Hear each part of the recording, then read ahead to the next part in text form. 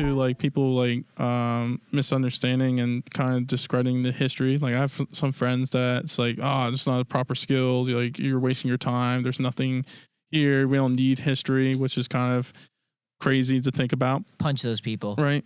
But for you in particular, like hearing other people and, you know, not just your sisters, but just like how other people perceive history, does that ever make you question of being a part of this field?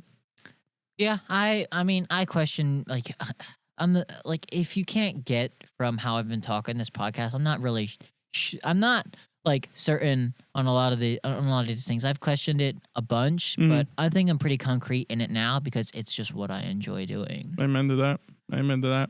Yeah, I questioned it a couple times. Hell, I'm kind of questioning it right now. That's why I'm getting a certification in data analytics, kind of give me like a way to a backup plan if the history field does not open up with jobs. Like jobs is very difficult to get into, and now the requirement for entry level jobs is getting a master's degree, which kind of makes the bachelor's degree useless. Yeah. It's Thanks. Like kind of, yeah, I owe you a soda now. Yeah, what soda you want? Root beer. Got you. Next time I get you that. But like, you know, just knowing about the funds and not getting a lot of jobs, it's like for the bachelor's degree, it's like equivalent to getting an associate's degree at this moment. Yeah. It's kind of worthless. No offense. Not trying to be disrespectful to bachelor's degrees. I mean, like, no, anyone who's completed college, like associates, bachelors, whatever, high level of respect for. Right.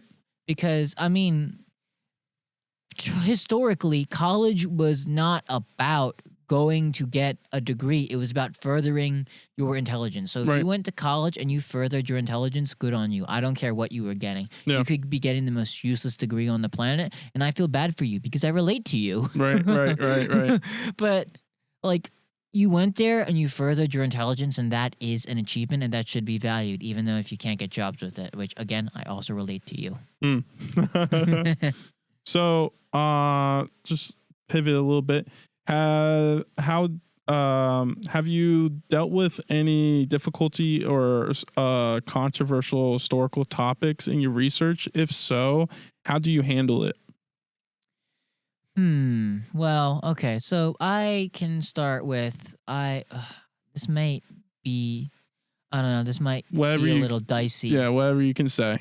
But like I remember my freshman year, like we were talking about the Israel-Palestine conflict, and like there was someone in the class who was Muslim, and so they were like you know, giving a talk on one side, and since I had to give the talk on the Jewish side. So like I basically just kind of turned it.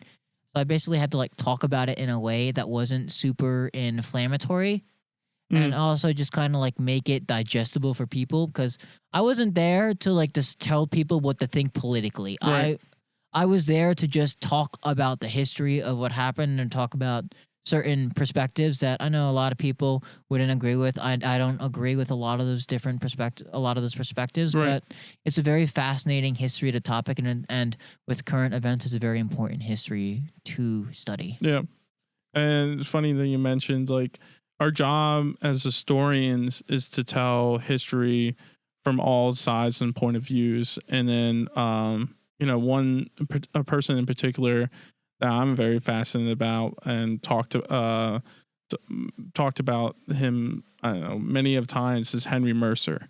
So in 1880, he created a historical marker for Moses Doane, the part of the Doane gang, and made the people of Bucks County very upset.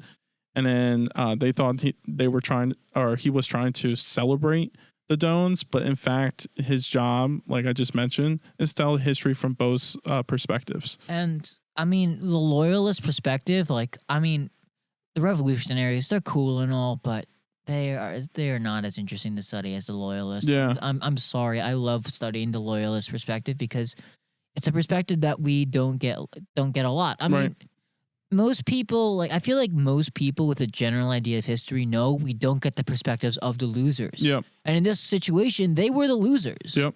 So I mean, let's talk about the losers. Everyone complains that we don't have the losers' perspective. So let's talk about it where we have it. Right. But I do one thing I will push back just a second. But like one thing I do in my job, and a lot of people get at times very upset, is that when they come in, they have this like perspective the Dones are just these villains. And I hate the perspective of heroes and villains. And it's like, it's actually winners and losers. But like, even that, like, we have to, my favorite thing is to try to make them understand like the human side of the Dones. Like, they were classified as a disaffected group, or some of them were. And then they were pushed to be loyalists because of the Test Act of 1777. If you don't know, I'll give you a little rundown. If you're a male 18 and older, you renounce your allegiance to King George III, and you have to sign your new allegiance to the Commonwealth of Pennsylvania, or the new government. And failing to do so, you face like certain punishments, such as your right to bear arms was taken away. You were not able to vote. You face heavy fines. If you were like working, you were no longer able to work.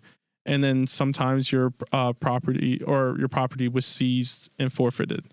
And then also crops. But the crops situation happened on both sides. So it's not just one point of view. That happened. These punishments the Dones had to face. Moses Doane Sr., his property was seized and forfeited. Joseph Doane Sr., property was seized and forfeited. I don't know if I said that correctly. But Moses, his horse was taken away, and Joseph Jones Jr., the son of Joseph Sr., he was a school teacher. And because of him being classified as a traitor, he was no longer able to teach and do his work. And because of that, they chose the side of the loyalists. They might have some allegiance with the king and with their business ties, but through and through, it shows like it's a reactionary approach of what the Dones, of them choosing the side of the loyalists. Yeah, and I mean that's fair. I mean, I call the Dones outlaws, but I wouldn't call them villains. Right. Because it's like as you mentioned, they had everything taken from them. They couldn't like make a living. So I would be pretty pissed at the revolutionaries as well. And the revolutionaries were not good guys. Like, right.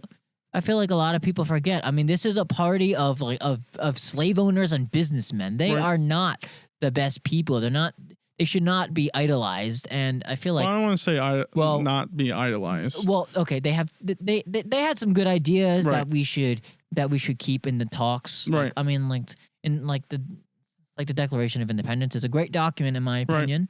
Right.